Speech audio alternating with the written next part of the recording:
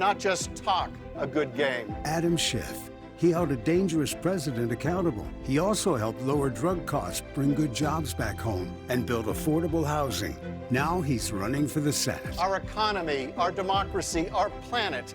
This is why we fight. I'm Adam Schiff, and I approve this message. Bruno! Bruno! Pup on the run? No problem.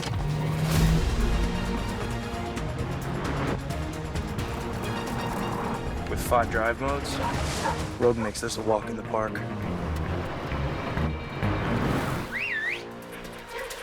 Drive the Nissan Rogue. Now get 1.9% APR financing for 60 months or get a low $349 per month lease on Rogue. Today in LA with Robin Winston, weekday mornings. This is NBC4 News at 6.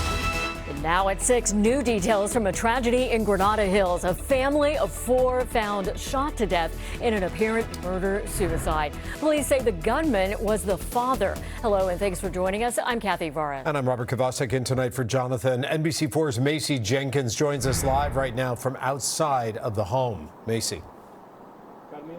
Kathy and Robert, the investigation into this murder-suicide is centered around the family that lived in this house just behind us. LAPD is still trying to figure out a motive, and the only person they have to talk to is the one person who survived the shooting.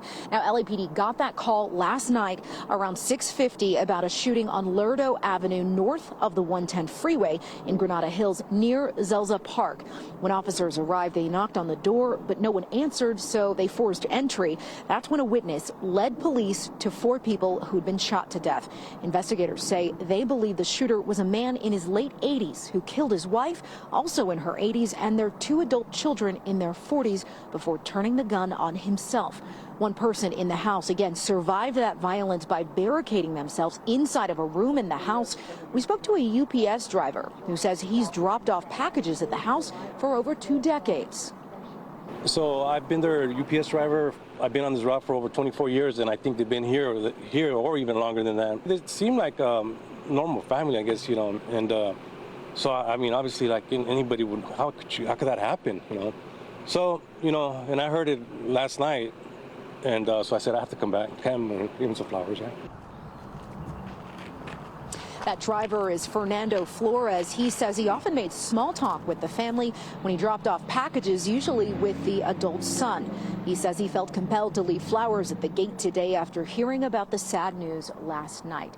Now, the identities of the 4 people who died have not yet been released. That's the latest here from Granada Hills. I'm Macy Jenkins, NBC4 News. Macy, thank you for that.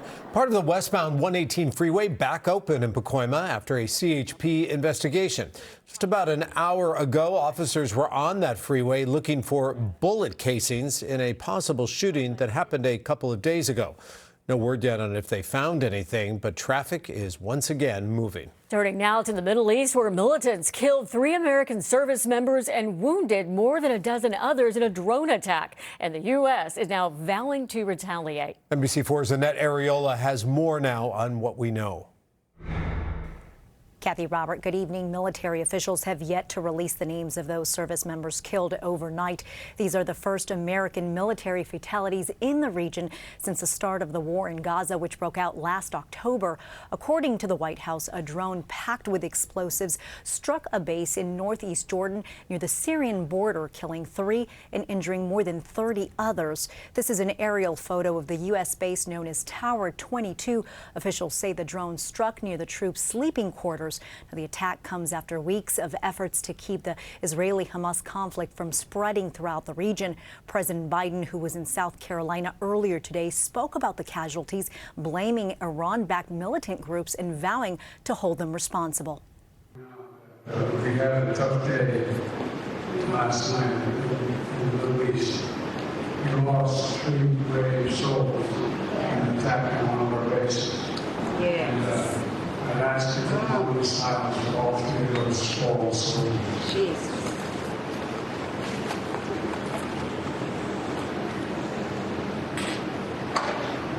And we shall respond.